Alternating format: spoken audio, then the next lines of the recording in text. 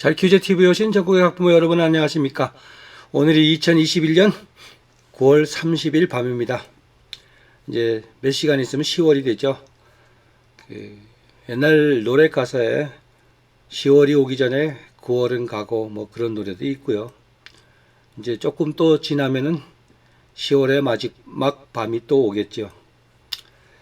자, 오늘은요, 제가 제 영상에서 누차 이렇게 강조해온 그 스마트폰에 대해서 이것이 아이들 공부에 어떤 영향을 미치냐 하는 것에 대해서 많은 그 이야기를 해 왔고요. 그 스마트폰이 이제 미치는 영향이 두 가지로 이렇게 분류를 해 보면요. 이제 신체적인 그 영향에 대해서는 제가 언급을 안 해왔어요.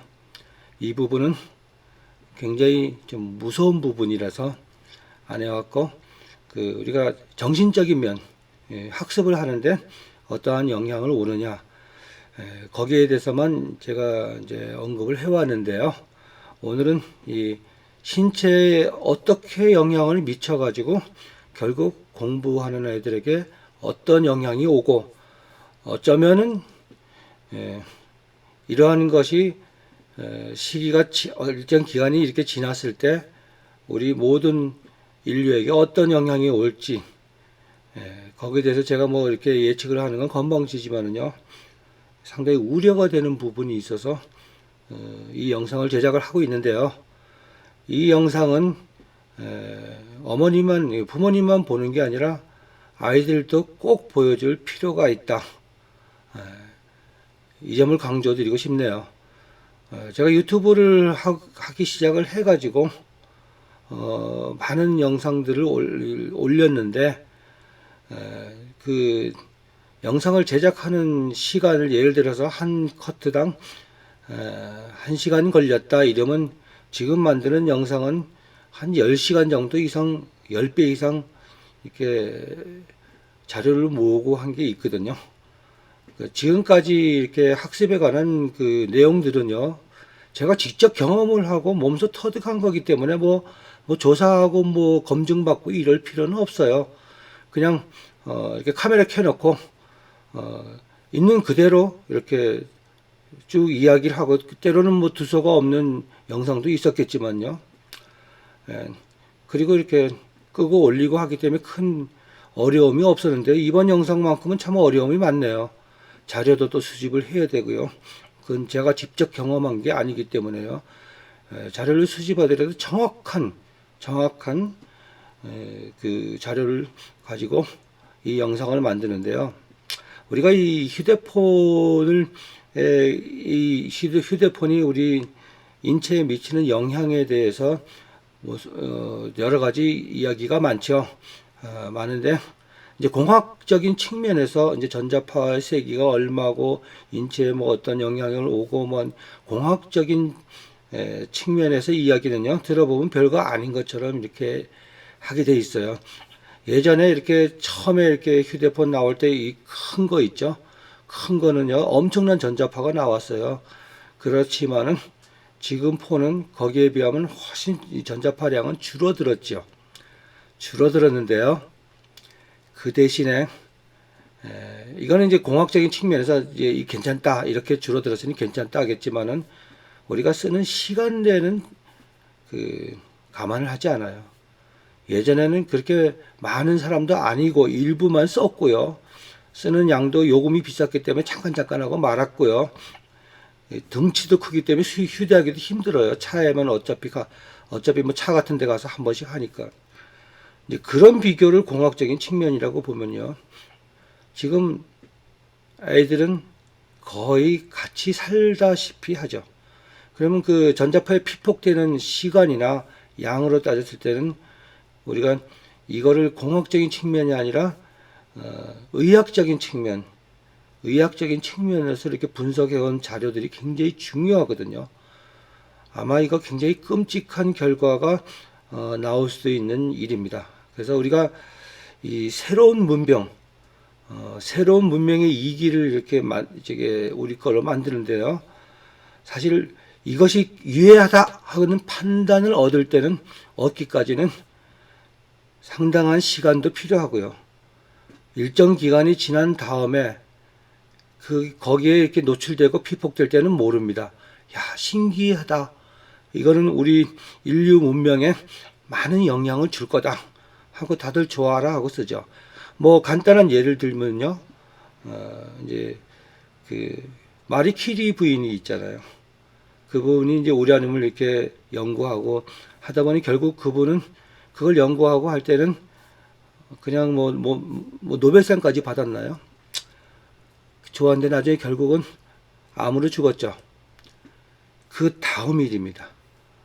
그래서 그때 우리가 이게 우라늄을 발견되고 해서 주로 많이 이용했던 데가요. 흔히들 부모님들은 생각이 날 거예요. 야광시계. 밤에도 이렇게 숫자판이 보이는 시계 얼마나 좋아요. 그게 우라늄으로 만드는 거거든요. 밤에도 이렇게 보이고 편리하니까 좋았는데, 그렇지만 우리는 그 작은 양에도 이렇게 피폭이 다 왔거든요. 차라리 야광시계가 없었던 사람보다 그냥 시계가 있었던 사람이 훨씬 더 건강에는 좋았을지도 모르겠습니다. 이제 거기서부터 해서요, 뭐 퀴리 부인 뭐 어쩌고 하니까 좀 먼 얘기 같기도 하고요. 1942년 네바다에서 이렇게 핵실험을 했죠. 42년인가요? 아마 그쯤 될 거예요. 미국의 사막에서 이 원자탄을 개발해가지고 한번 터뜨렸죠. 자, 그 터뜨렸던 장면들을 조금 있다가 제가 이 사진들로 이렇게 보여주면서 이제 설명을 하겠지만요. 그 당시에는 몰랐죠. 그렇지만 거기에 참여했던 사람들은 전부 다 백혈병이나 암으로 다 죽었답니다. 그때는 몰랐지만요. 그래서 이제 그것을요, 설명하려니까 이거는 뭐 중요한 문제니까요. 제가 텍스트를 보고 화면에 띄워놓고 하나하나 이렇게 읽어드리면서 설명을 하는 게 좋을 것 같아요. 제가 혹시 말 실수를 할까봐요. 정확한 자료를 텍스트에 올려서 또 이거 스마트폰으로 이렇게 들으시는 분들도 많으시니까 그 화면이 작은 화면에서 글씨가 안 보이잖아요. 그래서 제가 읽어드릴게요. 그래서 이거를요, 그냥 뭐 나 어디서 들어봤어 이렇게 여기지 마시고요. 어쩌면 부모님들이 자녀에게 해줄 수 있는 큰 선물일 수도 있으니까 자세히 이렇게 정독을 하시고요. 부모님들이 아이들에게도 이렇게 들려주시기 바랍니다. 무조건 스마트폰 하지 마라, 나쁘니까 하지 마라, 이것보다도요, 일단은 인체에 미치는 영향으로 아이들한테 이렇게 주의를 환기시켜 줄 때 조금이라도 더 효과적이지 않을까 해서 이 영상을 만들고 있습니다. 자, 그러면은 그 영상을 다음에 텍스트를 이렇게 읽어주는 영상으로 이어서 설명을 드리도록 하겠습니다. 자, 이것이 1942년 네바다에서 그 원자폭탄 첫 실험을 하는 사진입니다. 흑백 사진인데요. 여기서 원자폭탄이 이렇게 탁 터지죠. 그래서 이때만 해도 이 방사능에 대한 연구가 안 돼 있어 가지고요. 그냥 폭발의 위력, 이 정도 폭발이 될 거니까 이만큼 떨어져서 보면 되겠지 하고 그 폭발되는 장면을 구경을 하려고 많은 군인들이 여기 앉아가지고 이 폭발하는 장면을 봤습니다. 이 사람들은 이 이후에 원인 모를 병에 의해서 죽기 시작을 했는데요. 백혈병, 그 다음에 암, 이것이 전부였습니다.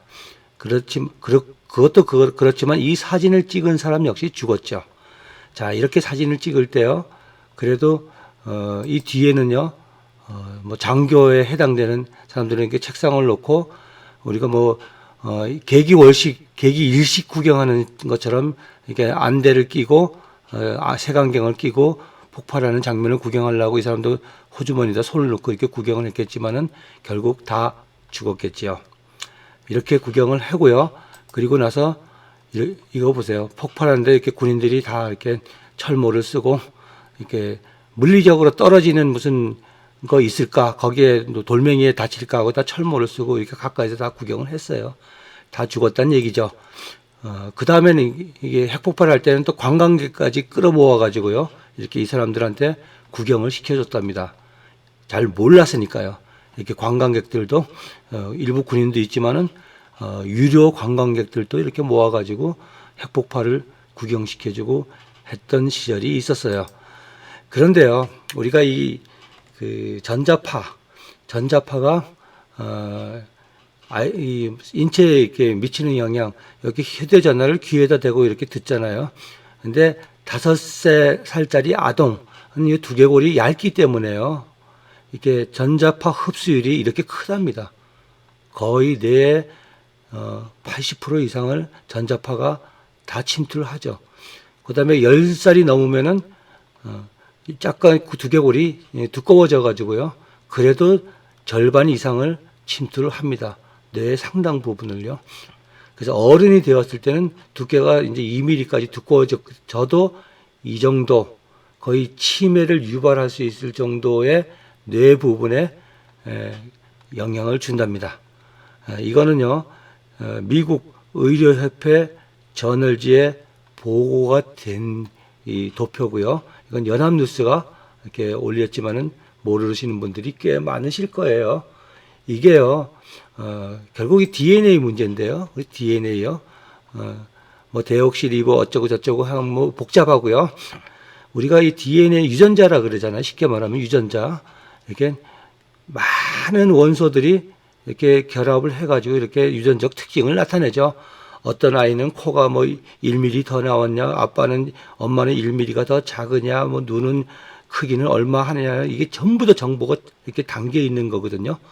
그래서 수정이 될 때 난자와 정자 사이에서 순식간에 이 정보 교환이 이루어지면서 아빠의 요 DNA가 더 많이 들어가느냐, 어머니가 더 많이 들어가느냐, 아니면 엄마 거는 거의 안 들어가고 그 위에 조상, 삼촌이나 뭐 할아버지 그 유전자가 또 많이 또 들어가는 수도 있어요.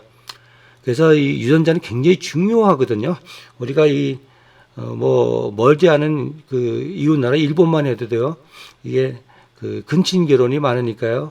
같은 유전자가 중복이 되다 보면 치아가 이상하게 나오잖아요. 일본 사람들 치아가 굉장히 안 좋습니다.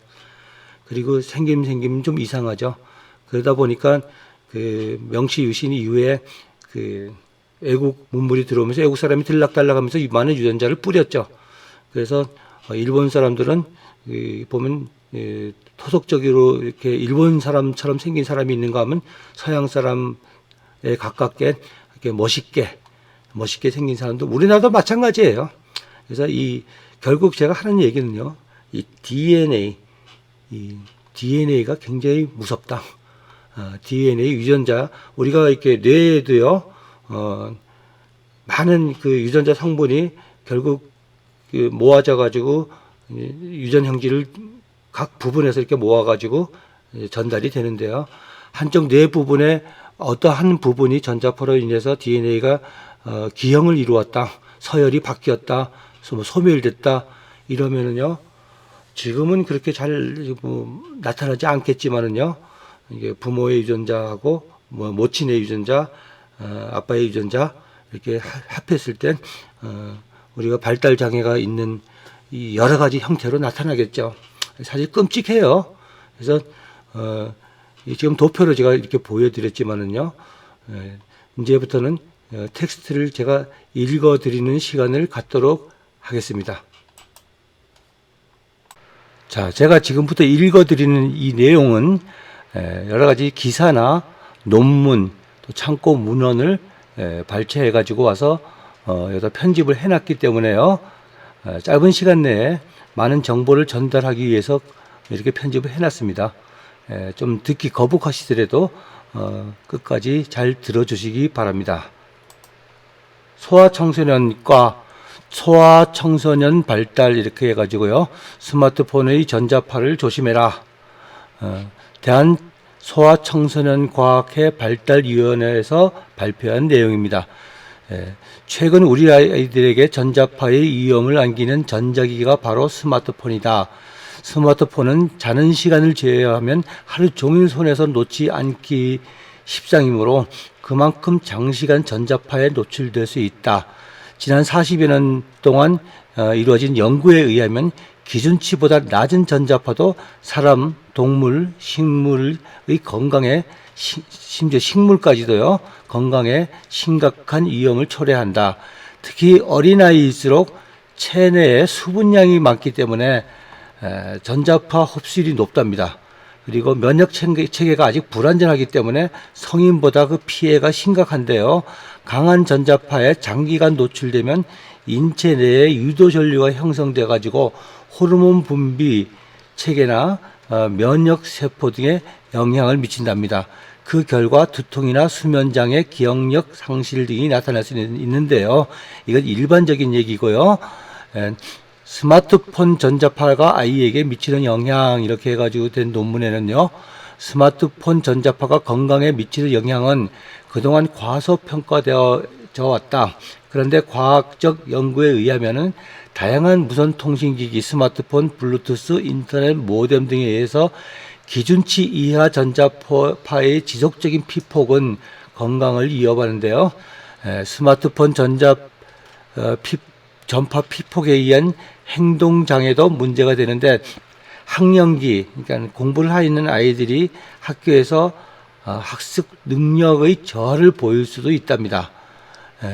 과학자들이나 의사들은 스마트폰 전자파의 위험을 경고하기를 시작했는데요. 최근에는 스마트폰 제조업체에서도 위험하지만은 조금 거리를 두고 하면 괜찮다 이렇게 발표를 했는데요.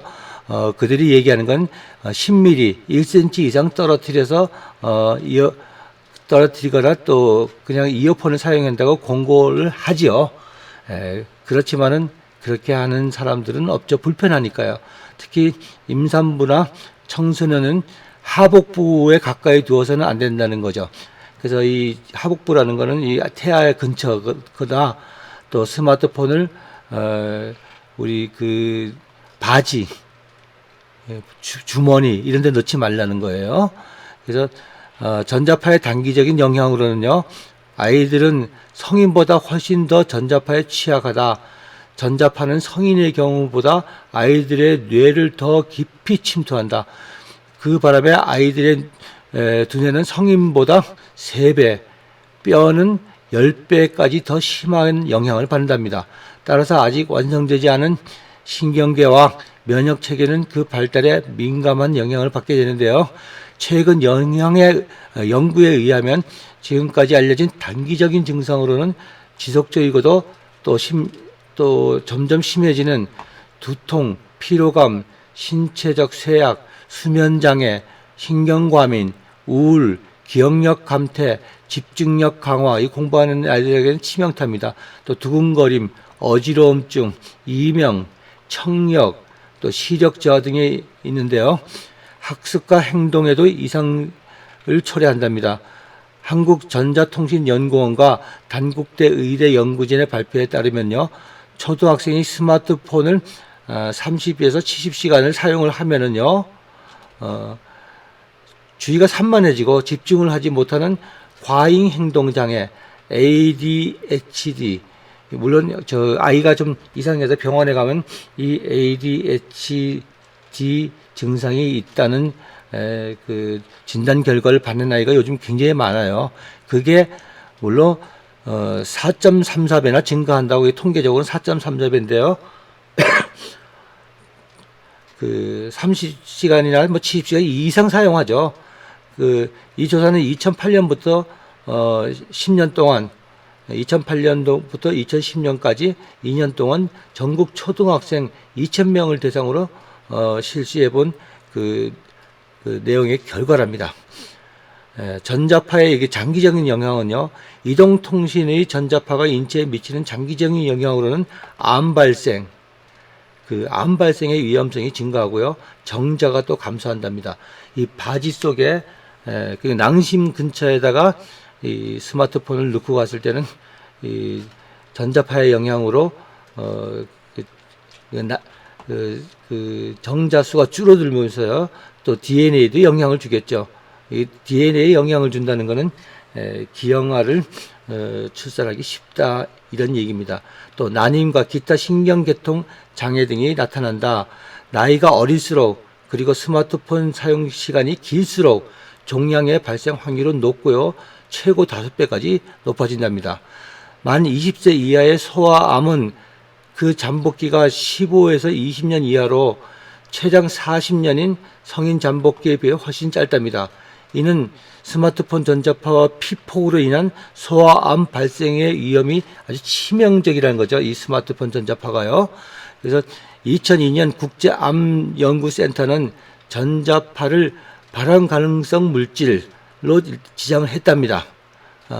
전자파가 발암 가능성 물질. 우리가 그 뭐 발암 물질 하지만요. 뭐 후쿠시마가 어쩌고 저쩌고 하지만 그건 게임도 안 되는 거예요. 이 스마트폰에 비하면요. 국제암연구센터는 4mm 가우스 이상 전자파에 만능적으로 노출되면은 소아 백혈병 발생률이 2배 이상 높아진다고 합니다. 암이나 발달 장애, 면역 변형, 우울증, 요즘같이 그 면역력이 약해지면 이 코로나까지도 걸릴 영향이 높아진다는 거죠. 그리고 신경질환, 생식기능장애, 요거는요, 바지에다가 이렇게 스마트폰을 넣고 다닐 때 그렇다는 얘기예요. 그래서 미국 국립방사선 방호위원회에서도 전자파가 수면을 방해하고 소아백혈병을 유발한다고 이렇게 경고를 하고 있죠. 이게 태아에 미치는 영향 이렇게 되어 있는데요. 이거는 뭐 더 이상 뭐 말할 것도 없죠. 미국 임신협회에서는요, 카페인, 흡연, 음주와 함께 임산부의 전자파 노출은 유산을 야기하는 잠재적인 요인으로 봤으며 UCLA 공중보건의학 대학 그 연구팀은요, 임신 기간에 전자파에 노출될 경우 세포 성장, DNA 증식, 뇌세포 기능에 영향을 미쳐서 그 피해가 일생 동안 지속되거나 유전적으로 이어질 수 있다고 경고를 하죠. 이게 굉장히 무서운 얘기예요. 또 뭐 2002년 미국 예일 의과대학 그 교수는 태아기 때 스마트폰 전자파의 엄마 뱃속에서 스마트폰 전자파에 과도하게 노출된 아이에게 ADHD, 주의력 결핍증과 과잉 행동 장애, 분노 조절 장애 같은 거겠죠. 그게 이제 아이들에게 나타나는데요. 요즘 저도 상담을 받다 보면요, 우리 아이에게 이런 증상이 있어서 지금 처방을 받고 있습니다. 이런 아이들도 꽤 많아요. 이게 옛날에는 뭐 모르고 지나가는지 모르지만요, 점점 의료 수준도 많이 발달하고요, 또 혜택도 많이 보다 보니까 이런 환자가 아이들에게 많이 나타납니다. 공부하는 아이들에게 이런 증세가 나타나면 참 치명타죠, 이것도요. 또 새끼를 뵌 2군의 쥐들을 대상으로 한 연구에 의하면은 스마트폰 전자파에 노출된 쥐에게서 태어난 쥐들에게서 과잉 행동이나 기억력 저하 등이 나타나는 게 이게 확인됐답니다. 쥐 실험에서요. 사람하고 마찬가지겠죠. 그래서 그 전자파는 신체 내부 및 신체 내부에 몇 센티미터까지 침투해서 태아 발달을 교란하기 때문에요. 그 아이가 7세 이전 아이에는 휴대폰을 사용하는 것은 행동장애율이 나타날 확률이 80%나 된답니다. 7세 이하. 요즘 7세 이하는 핸드폰 가지고 게임하고 놀죠. 애가 폭력적으로 변하고요. 공부하는 데서는 거리가 점점 멀어지고 아이를 이렇게 장악하거나 지도하는데 굉장히 어려움이 많다는 얘기죠. 자, 그래서 아이들에게 어떻게 하느냐? 스마트폰은 가능한 드물게 그리고 짧게 사용하여 자발적인 피폭을 최소화하자. 말이 좋죠. 이렇게 되나요? 안 되죠. 일단 스마트폰이 아이 손에 들어가면 이거는 제어를 할 수 없습니다. 만 8세 이하 아이는 스마트폰을 사용하지 못하도록 하자. 만 8세에서 16세는 16살까지 중졸까지는 꼭 필요한 경우에만 스마트폰을 사용하게 하자. 저는요, 최소한도 대학에 갈 때까지, 그때까지는 스마트폰을 아이에게 주지 말아라. 이거는요, 그 전자파 피폭만 문제가 되는 게 아니라 아이 공부에 아주 지대한 영향을 미치고요. 이상한 아이가 되기 때문에 저도 그렇게 했지만은 남의 집 애들에게도 이렇게 권하고 싶지만은 그게 말로만 해서는 안 되겠더라고요. 그래서 이건요 부모의 의무예요. 내 아이 제대로 키우고 잘 키우려면요 스마트폰 하나는 제대로 제어를 할 수 있어야 됩니다. 가정과 직장에서 유선전화를 주로 쓰라. 그리고 뭐 인터넷도 케이블로 연결해서 써라. 랜선 쓰지 마라. 뭐 이런 게 있는데요. 참 어렵죠.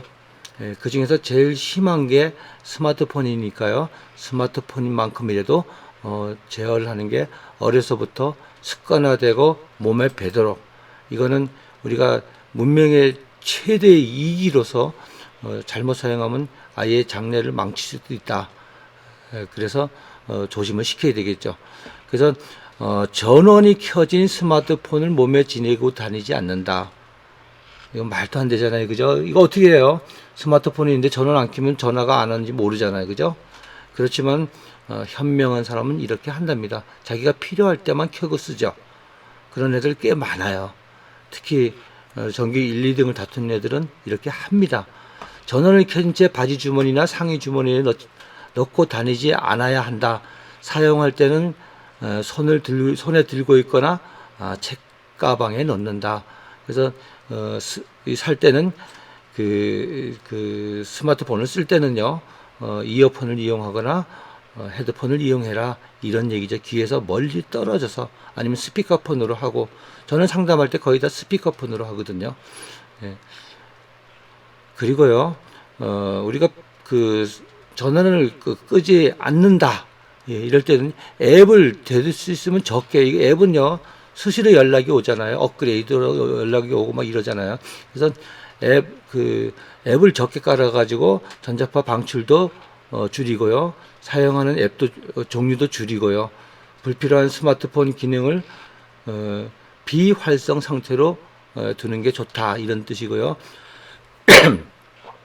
수신이 잘 되지 않은 곳, 예를 들어 지하철이나 그 엘리베이터 이런 데서는요 또 거의 뭐 인공지능적으로 얘네들이 주파수 강도를 올립니다. 통화를 하게 이제 원활하게 해주려고요. 이때는 아주 더 강력한 전자파가 흐르니까요. 그 안에서는 잘 쓰지 말아라, 이런 뜻이죠. 그다음에 부모는 아이 곁에서는 최대한 스마트폰을 자제한다. 통화는 짧게, 그리고 스마트폰이나 유선 이어폰을 사용하고요. 스마트폰은 저는 되도록 차단한 상태로 둬라. 상당히 어려운 얘기지만요.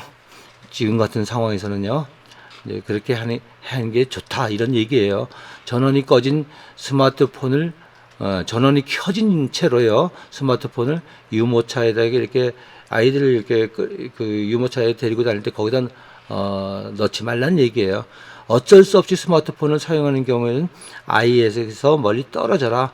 아이의 부모가 좀 받더라도 아이에게는 그런 전자파를 쐬게 하지 말아라, 이런 뜻이죠.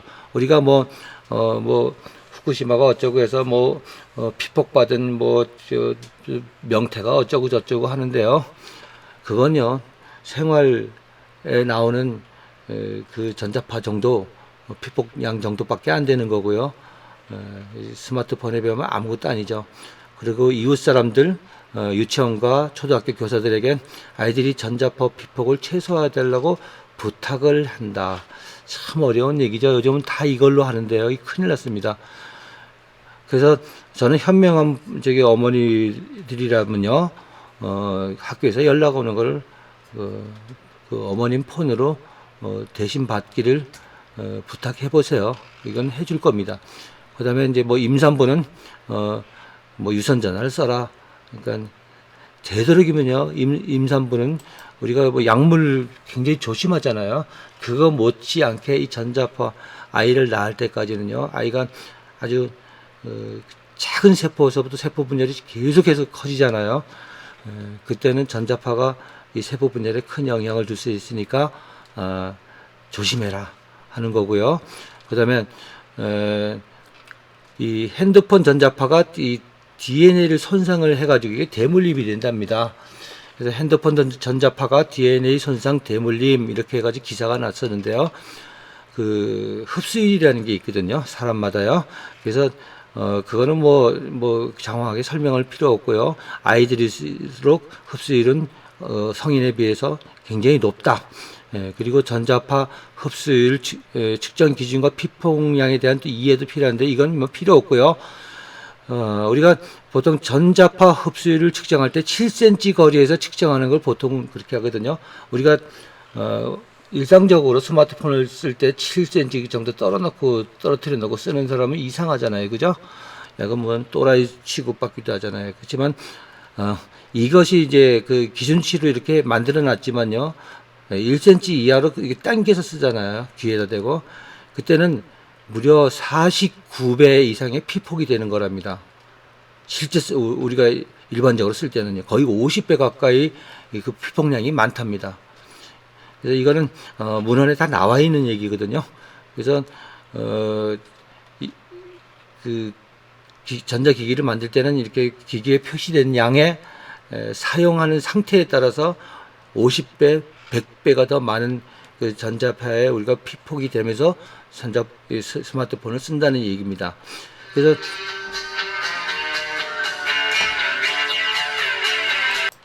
죄송합니다.